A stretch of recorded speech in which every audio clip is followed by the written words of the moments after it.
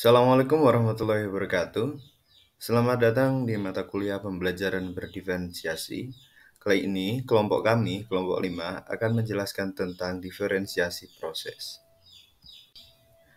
Anggota kelompok 5 yang terdiri dari Febrilam Saputra, Vina Ayuni Arifah, Lutfia Fajar Khairunisa, Nurmiati, Rizky Ayu, dan Rizky Hanara. Latar belakang adanya pembelajaran berdiferensiasi karena adanya keragaman peserta didik, yang mana di dalam diri peserta didik terdapat karakteristik dan potensi yang berbeda satu sama lainnya yang harus diperhatikan oleh guru. Keragaman peserta didik atau aspek kebutuhan siswa meliputi minat, kesiapan belajar, dan profil belajar siswa. Artinya, tidak semua peserta didik memiliki kemampuan awal yang sama terhadap materi yang disampaikan guru. Pembelajaran di dalam kelas harus dilakukan sesuai dengan kebutuhan peserta didik agar dapat berjalan efektif. Pembelajaran berdiferensiasi menurut Tomlinson 2001, pembelajaran berdiferensiasi adalah usaha untuk menyesuaikan proses pembelajaran di kelas untuk memenuhi kebutuhan belajar peserta didik sebagai individu. Terdapat 4 strategi pembelajaran berdiferensiasi. Yang pertama, diferensiasi konten. Yang kedua, diferensiasi proses. Yang ketiga, diferensiasi produk. Dan yang terakhir, diferensiasi lingkungan belajar. Diferensiasi proses. Strategi diferensiasi proses mengacu pada bagaimana peserta didik akan memahami dan memaknai informasi atau materi yang akan dipelajari. Guru harus melihat peserta didik mana yang perlu mendapatkan bantuan dalam belajar, dan bantuan ini dapat dilakukan dengan pertanyaan pemandu. Selain itu, guru harus mengetahui kesiapan belajar peserta didik secara mandiri maupun secara berkelompok. Guru juga harus memastikan bahwa setiap peserta didik memiliki kesempatan yang sama untuk belajar dengan cara yang terbaik sesuai dengan kemampuan yang mereka miliki. Strategi pembelajaran diferensiasi proses. 1. Kegiatan berjenjang. Semua peserta didik membangun pemahaman dan keterampilan yang sama, namun dilakukan dengan tantangan dan kompleksitas yang berbeda. 2. Memberikan pertanyaan pemandu atau tantangan. Dengan menyediakan pertanyaan pemandu atau tantangan, akan mendorong peserta didik untuk mengeksplorasi berbagai materi yang sedang dipelajari untuk menarik minat peserta didik. Contohnya, belajar jenis karangan. Guru bisa meminta peserta didik untuk membuat karangan yang terkait dengan minatnya. Begitu juga jika peserta didik berminat dengan pelajaran lain, guru memberikan ruang untuk peserta didik mendalami minat tersebut. Pertanyaan pemandu disesuaikan dengan level kemampuan peserta didik. 3. Memvariasikan durasi waktu. Memvariasikan lama waktu untuk menyelesaikan tugas guna memberikan dukungan tambahan dan memberi kesempatan peserta didik mempelajari materi secara mendalam. 4. Membuat agenda individu untuk peserta didik. Guru membuat tugas untuk dikerjakan peserta didik sebagai pekerjaan umum untuk seluruh kelas dan pekerjaan yang terkait dengan tugas individu. Setelah selesai mengerjakan pekerjaan umum, maka peserta didik boleh mengerjakan tugas individu khusus. 5. Mengembangkan kegiatan bervariasi. Hal ini merupakan kegiatan bervariasi yang mengakomodasi gaya belajar, visual, auditori, dan kinestetik. Dan yang terakhir adalah pengelompokan yang fleksibel. Menggunakan pembelajaran berkelompok yang fleksibel sesuai dengan kesiapan, kemampuan, dan minat belajar peserta didik. Contoh penerapan diferensiasi proses. Kebutuhan belajar berdasarkan kesiapan belajar. Sebelumnya, guru telah melakukan tes diagnostik kognitif kesiapan belajar peserta didik.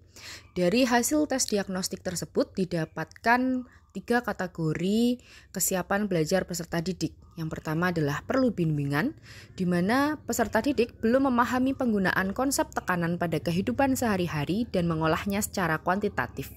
Yang kedua adalah cukup mahir, di mana Peserta didik sudah memahami konsep tekanan dalam kehidupan sehari-hari namun belum melakukan analisis secara kuantitatif. Dan yang terakhir adalah kategori mahir, di mana semua peserta didik sudah memahami konsep tekanan dalam kehidupan sehari-hari dan mampu melakukan analisis secara kuantitatif. Nanti akan dikelompokkan siapa peserta didik yang berada dalam kategori-kategori tersebut. Kemudian diferensiasi proses yang akan dilakukan oleh guru terhadap peserta didik yang masuk dalam kategori perlu bimbingan adalah guru akan melakukan scaffolding atau pendampingan dalam pembelajaran. Jadi dalam proses pembelajaran guru akan lebih sering berada pada kelompok yang butuh bimbingan. Kemudian pada kelompok yang cukup mahir, dalam penyelesaian masalah, peserta didik diminta bertanya pada teman sejawat atau sekali 2 kali guru juga memberikan arahan. Jadi kuantitas guru masuk ke memberikan bimbingan atau scaffolding terhadap cukup mahir itu lebih sedikit dibandingkan peserta didik yang butuh bimbingan. Kemudian yang terakhir adalah mahir. Jadi dalam kategori ini peserta didik sudah dapat menyelesaikan masalah. Jadi peserta didik diminta berdiskusi kelompok secara mandiri dengan guru memantau dari jauh. Jadi guru hanya sesekali juga dapat memberikan arahan. Jadi untuk kuantitas scaffoldingnya atau pendampingannya itu untuk mahir lebih sedikit, cukup mahir sedang atau 1-2 kali saja, sedangkan perlu bimbingan scaffoldingnya lebih banyak.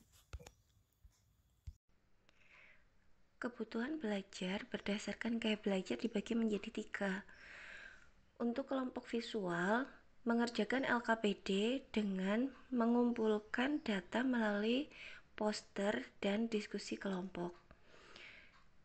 Kedua, auditory. Kelompok auditory mengerjakan LKPD dengan mengumpulkan data melalui podcast dan diskusi kelompok. Kelompok ketiga adalah kelompok kinestetik yang mengerjakan LKPD dengan mengumpulkan data menggunakan media puzzle dan diskusi kelompok. Nah, berikutnya peran pendidik dalam berdiferensiasi proses.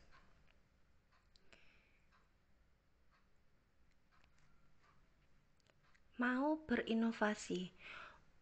Untuk para pendidik atau guru yang mau berinovasi dapat memberi banyak sekali proses pembelajaran yang menyenangkan bagi peserta didik.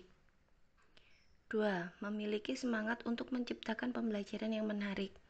Pembelajaran yang menarik ini dapat menjadikan semangat peserta didik untuk terus tertarik dan belajar dan mendapatkan pemahaman secara mendalam terhadap materi atau pembelajaran tersebut. Ketiga, memahami perbedaan peserta didik. Dengan memahami perbedaan peserta didik, guru dapat memberikan treatment yang sesuai dan tepat bagi kebutuhan masing-masing peserta didik. 4. Mempertimbangkan berbagai strategi dan aktivitas yang berbeda untuk memberikan fasilitas kebutuhan masing-masing peserta didik di dalam kelompok besar dan kecil yang sesuai dengan cara belajarnya. Kelima, membimbing peserta didik sesuai dengan kebutuhan belajar. Selanjutnya yaitu manfaat pembelajaran berdiferensiasi, yaitu ada pertumbuhan yang sama bagi semua siswa. Pada prinsipnya, pembelajaran berdiferensiasi diadopsi untuk mendukung setiap siswa dalam perjalanan belajar mereka. Metode ini adalah cara untuk menjangkau dan mempengaruhi setiap siswa di semua tingkatan. Oleh karena itu, secara individu seorang guru harus dapat meningkatkan minat siswa dalam proses belajar dan mengarahkan mereka untuk mewujudkan potensi belajar mereka secara optimal. Kemudian pembelajaran yang menyenangkan. Ketika guru mengadopsi serangkaian strategi pembelajaran yang selaras dengan tipe belajar peserta didik, maka peserta didik akan merasa betapa belajar itu terasa mudah dan menyenangkan. Kemudian manfaat selanjutnya yaitu ada pembelajaran yang dipersonalisasi. Pembelajaran berdiferensiasi ini adalah pembelajaran yang berpusat pada peserta didik. Guru hanya mengembangkan pembelajaran mereka berdasarkan tingkat pengetahuan, preferensi belajar, dan minat peserta didik tersebut. Kemudian yang terakhir yaitu ada tantangan pembelajaran berdiferensiasi, yaitu dalam segi waktu. Meskipun pembelajaran berdiferensiasi adalah cara yang menyenangkan untuk mengajar, namun hampir dipastikan para guru tidak memiliki waktu yang cukup untuk fokus pada setiap siswa secara individual. Hal ini dikarenakan setiap sekolah sudah mengalokasikan waktu untuk setiap guru dan mata pelajarannya masing-masing.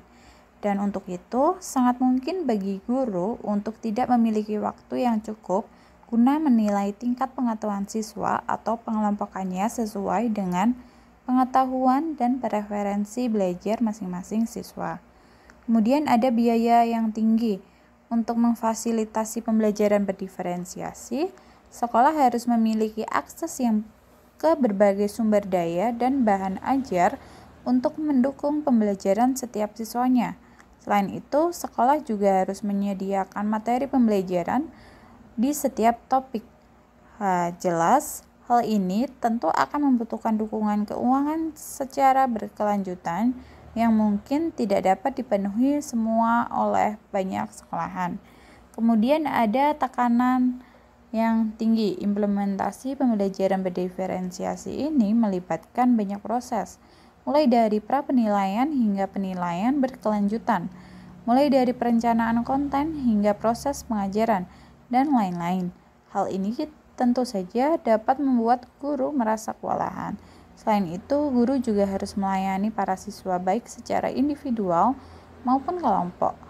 Kondisi seperti ini tidak mungkin dilakukan oleh guru dengan jumlah siswa yang begitu banyak.